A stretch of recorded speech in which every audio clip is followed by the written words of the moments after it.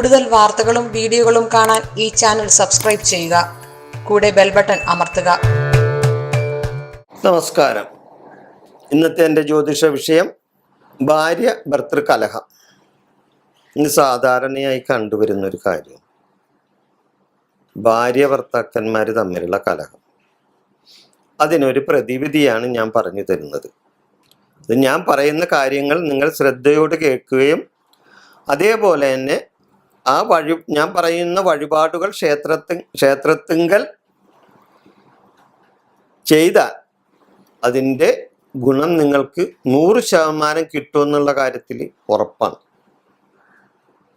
അപ്പം എന്തുകൊണ്ടാണ് ഈ ഭാര്യ ഭർത്താക്കന്മാർ തമ്മിലുള്ള ഐക്യതയില്ലാത്ത കലഹങ്ങൾ ഉണ്ടാകുന്നത്? അതിന് പല കാരണങ്ങളുണ്ട്. ഒന്ന് പറഞ്ഞാൽ പ്രേമ വിവാഹങ്ങൾ. ഇതിനൊക്കെ ആയുസ് കുറവാണ്. പെട്ടെന്ന് ഉള്ള ഒരു ആകർഷണത പേരിലായിരിക്കും മിക്കവരും പ്രേമിച്ച് വിവാഹം നടത്തുന്നത്. ജീവിതത്തോട് അടുക്കുമ്പോഴാണ് ഈ മറ്റ് വിഷയങ്ങളൊക്കെ പൊന്തി വരുന്നത്. അപ്പോഴാണ് ഈ വിവാഹങ്ങൾ, ഈ പ്രേമിച്ചുള്ള വിവാഹമൊക്കെ അത് അല്പായുസുകളായിട്ട് മാറിപ്പോകുന്നത്. അതിനൊക്കെ ആയുസ് കുറവായിട്ട് വരുന്നു.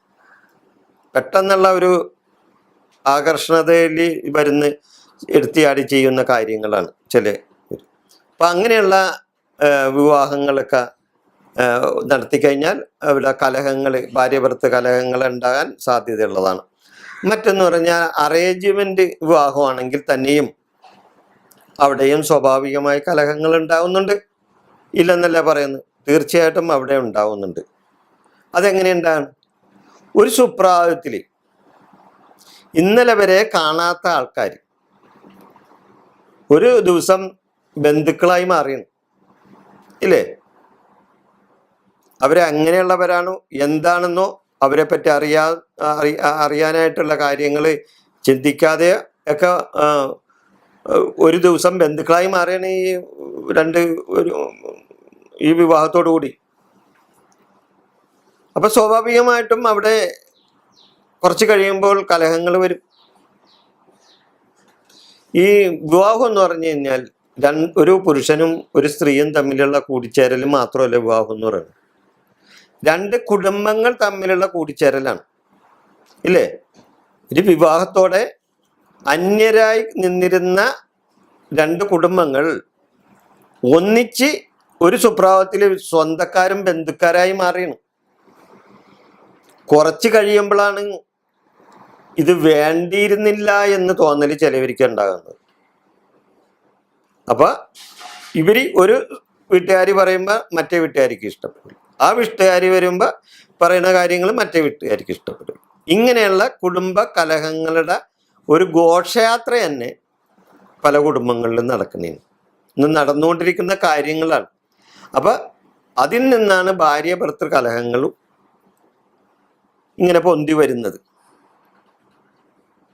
അപ്പൊ അതിനുള്ള പരിഹാരമായിട്ട് ഞാൻ പറയുന്ന ചില കാര്യങ്ങളുണ്ട്, അത് നിങ്ങൾ ചെയ്യണം. ഞാൻ മുൻപൊരു വിഷയത്തിൽ ഇത് പറഞ്ഞിട്ടുള്ള ഒരു കാര്യം തന്നെയാണ്, കുടുംബകലഹങ്ങളായിട്ട് ബന്ധപ്പെട്ട് പറഞ്ഞിട്ടുള്ള ഒരു കാര്യം തന്നെയാണ്. വീണ്ടും ഞാൻ ഇവിടെ ഇത് പറയുന്നു. ഗണപതിക്ക് മന്ത്രാർച്ചന നടത്തണം. ഐക്യമത്യ മന്ത്രാർച്ചന ഗണപതിക്ക്, ഐക്യമത്യ മന്ത്രാർച്ചന ഹോമം ഗണപതിക്ക് 3 മാസം അടുപ്പിച്ച് നടത്തണം. ഈ ഭാര്യ ഭർത്തൃ കലഹങ്ങൾ ഉള്ള ഭാര്യയും ഭർത്താവും 3 മാസം അടുപ്പിച്ച് ഐക്യമത്യ സൂക്തം കൊണ്ട് മന്ത്രാർച്ചന ഗണപതിക്ക് നടത്തിയാൽ അതിന് ഒരു പരിഹാരമാവും. അവിടെ അതോടൊപ്പം തന്നെ ഒരു ഭഗവതി സേവയും 3 പൗർണമി നാളിൽ 3 ഭഗവതി സേവയും ഈ ഗണപതി ഹോമത്തോടൊപ്പം ചെയ്താൽ തീർച്ചയായിട്ടും ദേവതാപ്രീതി നിങ്ങൾക്കുണ്ടാവും. നിങ്ങളുടെ ആ കലഹങ്ങൾ മാറിക്കിട്ടും. അപ്പൊ ഗണപതിക്ക് ഐക്യമന്ത്ര സൂക്തം കൊണ്ട് മന്ത്രാർച്ചന നടത്തി ഹോമവും നടത്തിയാൽ വൈകിട്ട് പൗർണമി നാളിൽ ചെയ്യേണ്ട കാര്യമാണ്. 3 പൗർണമി നാളിൽ അടുപ്പിച്ച് ചെയ്യുക. അങ്ങനെ ചെയ്യുമ്പോൾ ഒരു ദുരിതത്തിന് മോചനം ഉണ്ടാവും. ഇനി ഞാൻ നിങ്ങൾക്ക് സ്വയം ചെയ്യാവുന്ന ചില കാര്യങ്ങൾ ഞാൻ പറയുന്നുണ്ട്. അതും കൂടി നിങ്ങൾ ചെയ്യണം. ഞാൻ പറയുന്ന കാര്യങ്ങൾ: ഓം ശിവശക്തി ഐക്യരൂപിണിയേ നമ. എന്താണ്? ഓം ശിവശക്തി ഐക്യരൂപിണിയേ നമ എന്ന് 108 പ്രാവശ്യം സന്ധ്യാവിളക്ക് വെച്ച് ചൊല്ലണം. സന്ധ്യാനാമം ചൊല്ലണ കൂട്ടത്തില് ഈ മന്ത്രവും കൂടി നിങ്ങൾ ചൊല്ലണം. ഓം ശിവശക്തി ഐക്യരൂപിണിയേ നമ. അതുകൂടാതെ വീട്ടിൽ വിളക്ക് വെച്ച് സന്ധ്യാനാമം ചൊല്ലണ കൂട്ടത്തിൽ 7 വെള്ളിയാഴ്ച അടുപ്പിച്ച് ലളിത സഹസ്രനാമം ചൊല്ലണം.